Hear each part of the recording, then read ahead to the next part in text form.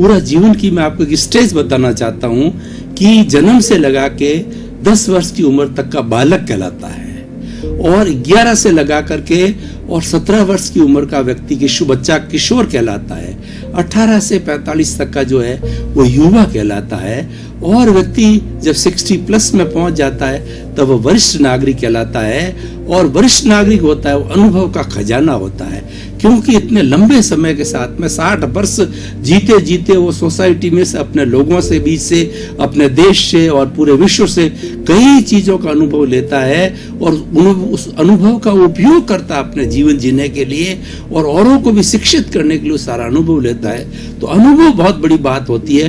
अनुभव करते करते वरिष्ठ नागरिक बन जाता है। वरिष्ठ नागरिकों की जीवन शैली के बारे में हमारे जो भारतीय संस्कृति के धार्मिक ग्रंथ है, वेद है, उपनिषद है, आरण्यक है, ब्राह्मण है और त्रिपिटक है, आगम है, जितने भी गीता है, महाभारत है, उसके अंदर वरिष्ठ नागरिकों को बहुत ऊंचा स्थान दिया गया है। वरिष्ठ नागरिक सम्मानीय होते हैं। जैसे देखिए भामाशाह है, जैसे देखिए कि महाभारत के अंदर पितृ जो है वो भीष्म पितामह है और गुरु द्रोणाचार्य, ये वरिष्ठ नागरिक थे, उनको कितना ऊंचा दर्जा दिया गया। और जितने भी गुरु होते हैं राजाओं के, वे वरिष्ठ नागरिक होते हैं, उनको बहुत ऊंचा स्थान दिया जाता है। तो हमारे देश के अंदर मान्यता है कि 60 प्लस की उम्र के लोग होते हैं वो सम्मानीय होते हैं, और उनका आदर किया जाना चाहिए। उनके पास जो अनुभव है उनका अनुभव लिया जाना चाहिए। इसीलिए कहा गया है कि जो वरिष्ठ नागरिक होता है उसके अंदर जो होश होता है, और जो युवा होता है उसमें जोश होता है। जोश और होश का कॉम्बिनेशन होने से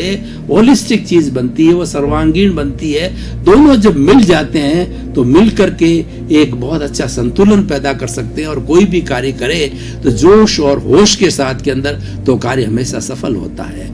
इसीलिए वरिष्ठ नागरिकों के अब हम देखना चाहेंगे, युवा जैसा कि मैंने बताया 18 से 45 साल का उम्र का होता है, मतलब वरिष्ठ नागरिक और युवा के बीच में एक जनरेशन गैप होता है। 20 से 25 साल का जनरेशन गैप कहा जाता है। और वरिष्ठ नागरिक ने जब जीवन जिया था उस वक्त संस्कृति अलग थी, उस वक्त का वातावरण अलग था, और उस वक्त की जो प्रकृति है वो अलग थी, प्रकृति के साधन अलग थे, और वैज्ञानिकता अलग थी। और जो नई पीढ़ी का जो युवा आता है उसके अंदर जो है फर्क आ जाता है, हमारे टोटल रहन सहन के अंदर, खान पान के अंदर, आचार विचार के अंदर, क्योंकि समय बदलता रहता है। आज देखिए विज्ञान का युग है। जो वरिष्ठ नागरिक है उसके अंदर इतना विज्ञान चरम सीमा पे नहीं था, जैसे मोबाइल है और बड़े इंटरनेट है, और ये जितने आईफोन है, ये जितनी चीजें पहले, और दूसरी मेडिकल साइंस ने कितनी तरक्की की है। पहले जो है आज एक 60 प्लस वाला व्यक्ति, उसके समय में इतनी एडवांस चीजें नहीं थी, तो उसका दृष्टिकोण उतना ही होता, अनुभव वही होता है। लेकिन आज युवा है वो मोबाइल के अंदर बहुत एक्सपर्ट होता है, उन सुविधाओं के बारे में जानकारी करता है, इंटरनेट देखता है, गूगल देखता है, और किसी तरह का ज्ञान है वो गूगल से प्राप्त कर लेते हैं। यानी दोनों की सोच के अंदर भिन्नता होती है। तो इसीलिए सबसे बड़ी बात ये सामंजस्य कब होगा कि दोनों को थोड़ा झुकना पड़ेगा। जो वरिष्ठ नागरिक है उसको युवाओं को वात्सल्य देना पड़ेगा। युवाओं को जो है दोनों तरह की संस्कृति है, पुरानी संस्कृति और नई संस्कृति है, वो दोनों का तुलनात्मक अध्ययन उसको बताना पड़ेगा। और हमारी जो संस्कृति वर्तमान के अंदर जो है पाश्चात्य संस्कृति ज्यादा आ गई है, बहुत ज्यादा आ गई है। जीवन के हर क्षेत्र के अंदर पाश्चात्य संस्कृति आ गई। तो ये जो वरिष्ठ नागरिक होता है उसका परम कर्तव्य होता है कि हमारी संस्कृति किस तरीके की है, उनकी विशेषताएं बतानी चाहिए। और पाश्चात्य सभ्यता की हम निंदा नहीं करते हैं, वो अपनी सभ्यता है, पर उनको उनका जीने का तरीका अलग है, उनका रहन सहन, खान पान, आचार विचार अलग है, क्योंकि वो दूसरे देश के लोग हैं, और उन देशों के अंदर वो फैमिली सिस्टम उनका अलग है। वहां पर किसके अंदर कोई किसी की ज्यादा केयर नहीं करता, व्यक्ति फ्री है, जब चाहे तो किसी अपनी पत्नी को छोड़ सकता है। और बच्चे हैं तो वो तो क्या है कि वो स्कूल्स वगैरह में, गवर्नमेंट के स्कूल्स के अंदर चलते हैं, गवर्नमेंट उनका खुद का पालन पोषण करती है। इस तरीके से हमारा सिस्टम बिल्कुल डिफरेंट है।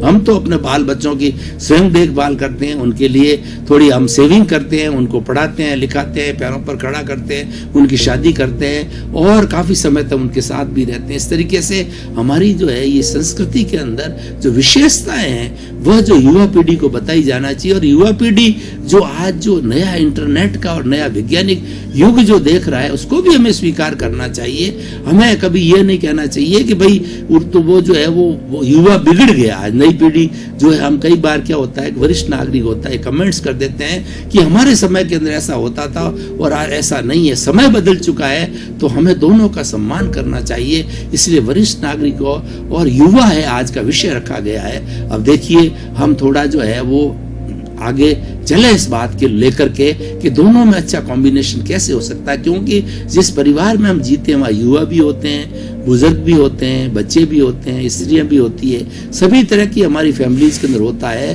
तो वहां पर जो है एक वरिष्ठ नागरिक का क्या दायित्व है और उसके साथ साथ में युवाओं का कहिए या समाज का कहिए वरिष्ठ नागरिक के प्रति क्या दायित्व हम जानने की कोशिश करें। सबसे पहले वरिष्ठ नागरिक है उसको खुद को समझना चाहिए कि मैं जो है वो उम्र प्राप्त व्यक्ति हूँ, मेरे पास में काफी अनुभव है, उस अनुभव का फायदा मेरे परिवार के हर सदस्य को मिलना चाहिए, हर सदस्य के साथ समानता का व्यवहार करना चाहिए, प्रेम का व्यवहार करना चाहिए, उसको समझा बुझा करके चीज सिखाई जानी चाहिए। और बल्कि उसके ऊपर जो है अपना बड़ा होने का या वरिष्ठ नागरिक होने का जो पावर है वो न थोपना चाहिए, कि थोपने से वो मजबूरी हो जाती है, अगला भी बोरियत फील करता है और वह सही चीज को प्राप्त नहीं कर सकता। जबकि आप वरिष्ठ नागरिक है, आप में अनुभव है, क्योंकि आप बहुत तपे हो, आपने बहुत बड़ा काम किया है, आपने 40-40, 30-30 साल तक जो है, चाहे सरकारी नौकरी हो चाहे प्राइवेट बिजनेस हो, कोई भी हो, कठिन परिश्रम करके धन कमाया है, परिवार के लिए कमाया। तो उसमें जब हम कोई कार्य करते हैं तो अनुभव होता है, और अनुभव बहुत बड़ी चीज होती है। जो अनुभव जन्य बात कही जाती है वो हृदय को छूती है, और अनुभव जन्य बात जो है व्यक्ति को प्रभावित करती है। तो ये अनुभव होता है, उम्र के साथ आता है, काम के साथ आता है, अभ्यास के साथ आता है। तो ये इस अनुभव का फायदा हमारी नई जनरेशन उसको मिलना चाहिए।